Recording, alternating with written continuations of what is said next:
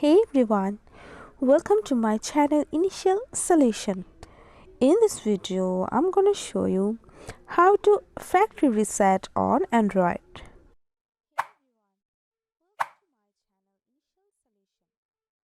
So for this, you have to go first on your settings, search for your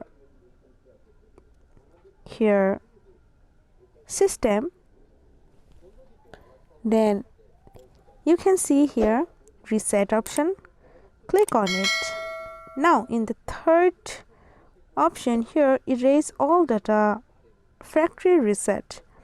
Now if I go for this, now you can see it's erase all of your data for the factory reset. If you go for here erase all data, then it's just erase all of your data from here and reset the factory reset.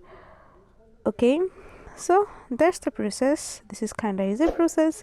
This is how you can factory reset your Android. If you found this video helpful, then please like, comment and share, subscribe to our channel and don't forget to hit the bell icon for more videos. Thank you. This video is sponsored by Xirosoft. Xirosoft offers graphic design, UI UX design, digital marketing and web development. Elevate your brand with Xirosoft today. For more details, check the description box.